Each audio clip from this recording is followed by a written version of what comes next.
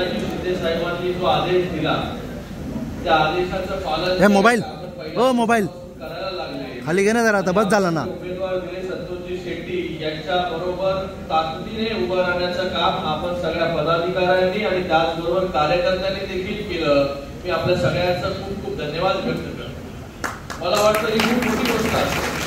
जेव्हा नेता आपल्याला सांगतो काहीतरी, आपल्यावरती एक जबाबदारी सोपवतो, ती जबाबदारीचं पालन करण्याचं काम पदाधिकारी आणि कार्यकर्ते करत असतात. त्याचं उदाहरण जे आहे त्या निवडणुकीमध्ये आपल्याला पाहायला मिळालं. आणि एक विनिंग कॅन्डिडेट जो आहे तो आपल्याला माननीय मुख्यमंत्री एकनाथजी शिंदे साहेबांनी दिला. त्याचबरोबर मी रुपेश पाटील साहेबांचे खूप धन्यवाद व्यक्त करतो. रुपेशजी देखील मोठं मन करून फॉर्म जो आहे तो मागे घेतला आणि पुन्हा एकदा माननीय मुख्यमंत्री एकनाथजी शिंदे साहेबांच्या नेतृत्वाखाली जे आहे काम करायला सुरुवात केली. मला वाटतं त्यांचं देखील टाळ्यांच्या कडकडामध्ये धन्यवाद. आपल्याला जेव्हा इलेक्शन आपण लढत असतो तेव्हा प्रत्येक गोष्ट जो आहे खूप गरजेची असते, महत्वाची असते आणि त्याचबरोबर प्रत्येक व्यक्ती देखील महत्वाचा असतो. एक एक कार्यकर्ता, एक एक पदाधिकारी जो आहे आपल्याला निवडणूक जिंकून देतो. कारण की ही जी निवडणूक आहे ही कार्यकर्त्यांच्या जोरावरती जी आहे ही निवडणूक आपण जिंकत असतो. आप उधर किधर चले गए? उधर किधर चले गए बोला?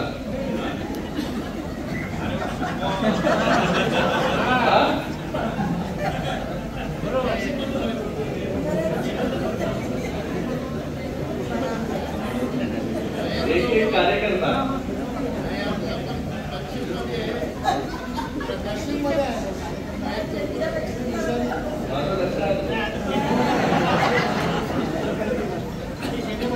कोण काय काय करतात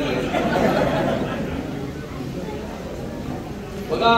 कुठलीही निवडणूक, कितीही उमेदवार चांगला असला, कितीही उमेदवार बलाढ्य असला, कितीही त्यांनी काम केलेलं असलं, तरी पण त्याला निवडणूक जी जिंकून देतो तो एक सामान्य कार्यकर्ता. तो सामान्य कार्यकर्ता जेव्हा घराघरापर्यंत पोहोचतो, डोर टू डोर प्रचार करतो, आपल्या उमेदवाराचं नाव जे आहे ते पोहोचवतो, तेव्हा तो उमेदवार जो तो जिंकून आमदार किंवा खासदार होत असतो. मला वाटतं आपण सगळे लोक अनेक वर्ष शिवसेनेमध्ये काम करतायत, भारतीय जनता पार्टीमध्ये असतील किंवा राष्ट्रवादीमध्ये असतील. आज आपल्या भिवंडी लोकसभेमध्ये महायुतीचे उमेदवार, कुठे शिवसेनेचे उमेदवार उभे आहेत, कुठे राष्ट्रवादीचे, भारतीय जनता पार्टीचे उमेदवार, तसंच कल्याण लोकसभेमध्ये देखील आहे. पण आपण सगळे लोक एकदिलाने एकमेकांचा प्रचार जो करत असतो. या निवडणुकीमध्ये, या भिवंडीमध्ये आपल्याला आता आपला हक्काचा आमदार पाहिजे. मगाशी मस्के साहेब म्हणाले की कोण मुंबईमध्ये राहतो आणि मुंबईमधून इकडे येतो, निवडून पण येतो. अरे भाई बस ना, मॅक्सिमम वेळ कुठे राहतो? मुंबईमध्ये. पण आता आपल्याला आपला स्थानिक भूमिपुत्र, आपला आमदार जो आहे तो आपल्या दुःखात धावून जाईल, आपल्याला अवेलेबल राहील, असा आमदार आपल्याला निवडून द्यायचा. आणि मला वाटतं तसं काम जे संतोषजी शेट्टी यांनी गेले अनेक वर्ष नगरसेवक म्हणून केलेलं आहे. त्यांचं तळागाळातील काम मला वाटतं मोठं आहे. त्या बळावरती आज ते या आमदारकीच्या निवडणुकीला सामोरे जातात. आज माननीय मुख्यमंत्री महोदयांनी त्यांच्यावरती विश्वास दाखवला आणि आपल्याला हा उमेदवार दिला. आणि आपल्या समोरचे उमेदवार जे आहेत आपल्या सगळ्यांना माहिती आहे की कशा प्रकारचे आहेत. मला वाटतं आपल्याला एक कार्यकर्ता म्हणून उमेदवार जेव्हा मिळतो तो आमदार झाल्यानंतर देखील कार्यकर्ता म्हणूनच काम करतो. आज बघा शिंदे साहेब मुख्यमंत्री झाले तरी एका कार्यकर्त्यासारखंच काम करतात. मगाशी संतोषजी शेट्टी म्हणाले की वर्षावरती आल्यानंतर त्यांना तर लगेच एक्सपिरियन्स झाला की त्यांच्या बैठका ज्या साहेबांबरोबर रात्री आम्ही पण रात्री 2-2 वाजता भेटायचं त्यांना. असं आपलं नेतृत्व आहे की दिवसाचे 18 तास 20 तास काम करणारे मुख्यमंत्री आपल्याला लाभले. आणि मुख्यमंत्री महोदयांच्या नेतृत्वाखाली गेल्या 2.25 वर्षांमध्ये वेगवेगळे निर्णय आपण घेतले. मुख्यमंत्री माझी लाडकी बहीण योजना असेल, लेक लाडकी योजना असेल, युवा कार्य प्रशिक्षण योजना असेल आणि त्याचबरोबर या भिवंडीमध्ये, या ठाणे जिल्ह्यामध्ये किंवा महाराष्ट्रामध्ये मोठ्या प्रमाणामध्ये डेव्हलपमेंटची कामं जी आहेत ती आपण सुरुवात केली. हे सगळं समोर असताना इतकी मेहनत, इतकं कष्ट करून माननीय मुख्यमंत्री महोदय जे आहेत, आज 2.25 वर्षांमध्ये या महाराष्ट्रामध्ये सगळ्यात पॉप्युलर लीडर जर कोण झाले असेल तर ते माननीय मुख्यमंत्री एकनाथ शिंदे साहेब. आज देखील एका सर्वेमध्ये 40% पसंती जी आहे ही माननीय मुख्यमंत्री महोदयांना आहे. मला वाटत नाही याच्या अगोदरच्या इतिहासामध्ये कधी कुठल्या सीएमला जे आहे ते इतकी पसंती जी आहे ती लोकांची मिळाली असेल. त्यांच्याबरोबर माननीय उपमुख्यमंत्री देवेंद्र फडणवीस साहेब, उपमुख्यमंत्री अजितदादा, हे 2.25 वर्षांमध्ये हे तिघांनी मिळून या महाराष्ट्राचा कारभार सांभाळला, पुढे नेला आणि इतिहासामध्ये एवढी कामं झाली नव्हती, एवढे निर्णय झाले नव्हते जेवढे निर्णय आपण घेतले. तर मला आपल्या सगळ्यांना एकच सांगायचं आहे की ज्या प्रकारे माननीय मुख्यमंत्री महोदय काम करतात 18 तास, 20 तास, काल देखील कालची घटना तुम्हाला सांगतो. काल दिवसभर जे आहे ते मुख्यमंत्री महोदय त्यांचा मतदारसंघ, त्याचबरोबर प्रचार रॅली करून आल्यानंतर रात्री 3 वाजता मी घरी पोहोचलो. तेव्हा 3 वाजता ते मीडियाला जे आहे ते इंटरव्ह्यू देत बसले होते 3 ते 4 वाजेपर्यंत. म्हणजे त्यांच्यामध्ये जी ऊर्जा आहे, जे कार्य करतायत 18, 20 तास, 2.25 वर्ष सलग आपलं नेतृत्व जे आहे ते एकही दिवस सुट्टी न घेता काम करताय. आपल्याला फक्त काही दिवस जे आहे हे काम करायचे, 18 तास, 20 तास नाही, 7-8 तास जरी काम केलं तर मला वाटतं भिवंडीची जागा जी आहे मोठ्या मताधिक्याने निवडून येते. आतापर्यंत जेवढे सर्वे झाले त्या सगळ्या सर्वेमध्ये जे आहे ते महायुतीच निवडून येते. लोकसभेमध्ये चित्र वेगळं होतं, लोकांना जे आहे फेक नॅरेटिव्ह पसरवण्यात आलं, लोकांपर्यंत संविधान खतऱ्यात हे आरक्षण काढलं जाईल आणि त्याचबरोबर मुस्लिम समाजामध्ये एक भयभीत करण्याचं काम, एक वातावरण जे आहे निर्माण केलं. पण आता हे लोकसभा झाल्यानंतर मला वाटत नाही आता जे आहे लोक फेक नॅरेटिव्हचा पुन्हा एकदा स्वीकार करतील. कारण हरियाणामध्ये आपण पाहिलं तिथे देखील तेच करायचा प्रयत्न केला.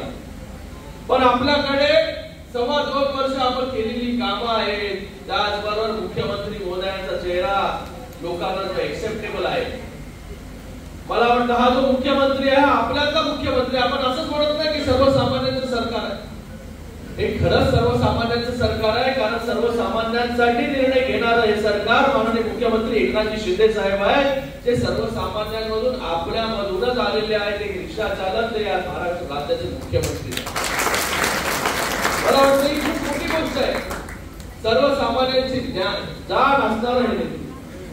म्हणून लोक जे आहेत शिंदे साहेबांना रोज हे जोडले जात आहेत. रोज जे आहे हे मुख्यमंत्री महोदयांवरती विश्वास ठेवून एक जण जो आहे हा शिवसेनेमध्ये सामील होतो. कारण की त्यांना माहिती आहे या माणसावरती विश्वास आम्ही ठेवला तर तो माणूस जो आहे पूर्णपणे आमच्या पाठीशी जो आहे खंबीरपणे उभा राहतो. हे खूप उदाहरणं जी आहेत ती आपल्याकडे. म्हणून आपल्या सगळ्यांना मला सांगायचं, माननीय मुख्यमंत्री एकनाथ शिंदे साहेबांचे हात आपल्याला बळकट करायचे असतील तर एक जो आहे तो आमदार शिवसेनेचा निवडून आणणं खूप गरजेचं आहे. आणि आपल्याकडे आता या भिवंडीमध्ये सुवर्ण संधी आहे की संतोष शेट्टी सारखा एक हाडाचा कार्यकर्ता जो आहे तो आपल्याला उमेदवाराच्या रूपाने भेटलेला आहे. आपण सगळ्यांनी फक्त आता दिवस रात्र मेहनत केली पाहिजे. पुढचे फक्त आता 8 दिवस आहेत. या 8 दिवसामध्ये दिवस रात्र एक केला पाहिजे. दिवस रात्र एक करून प्रत्येक घराघरापर्यंत पोहोचलं पाहिजे, प्रत्येकच्या बहिणीपर्यंत पोहोचलं पाहिजे.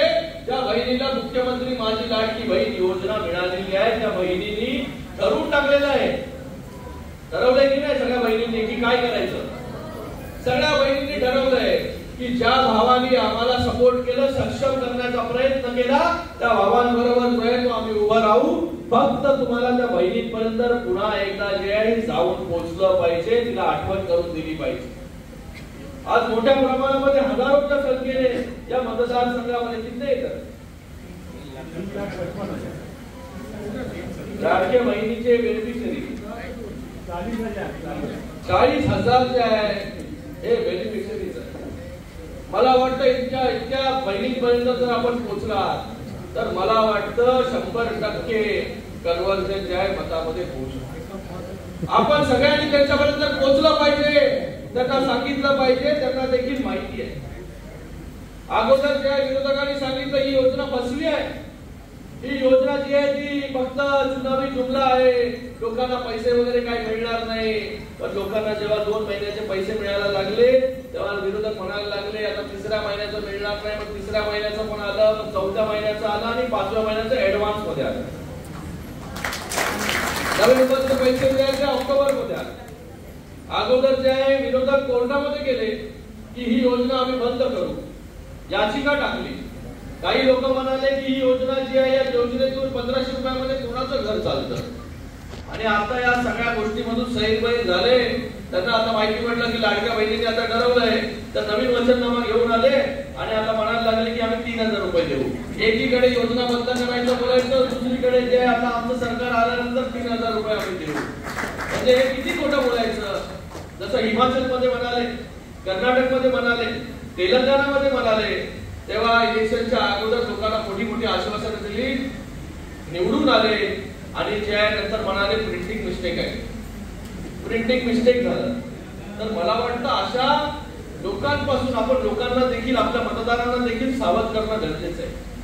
की आता देखील ते लोक फिरतायत, त्यांचे मुख्यमंत्री महोदय फिरतायत इथे येऊन सांगतायत की आम्ही योजना बंद नाही केली, आम्ही योजना बंद नाही केली. पण योजना जी आहे ती त्या ठिकाणी बंद करण्याचं काम त्यांनी केलं.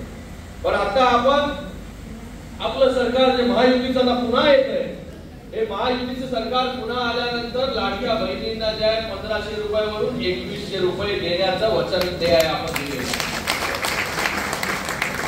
वचननामा आपण काढलेला आहे, त्याच्यामध्ये 10 वचनं आपण दिलेली आहेत. त्याच्यामधलं सगळ्यात मोठं जे आहे 1500 रुपयाचं 2100 रुपये आपण करतो. वृद्ध पेन्शन धारकांना जे आहे हे अगोदर 1500 रुपये होतं, ते 2100 रुपये देखील आपण करतोय. जीवनावश्यक वस्तूंची किमती जी आहे पुढच्या 5 वर्षामध्ये पर्यंत त्याचे स्थिर ठेवण्याचं वचन आपण दिलेलं आहे. त्याचबरोबर प्रत्येकाला अन्न आणि निवारा. शिंदे साहेबांचं स्वप्न आहे की आपल्या या महाराष्ट्रामध्ये एकही मनुष्य जो आहे हा बिना अन्नाचा जो आहे आणि निवाराशिवाय जो आहे तो रस्त्यावरती येता कामा नये. त्याच्यासाठी प्रत्येकाच जे आहे अन्न आणि निवाराचं व्यवस्था जी आहे सरकारच्या माध्यमातून. तर अशा अनेक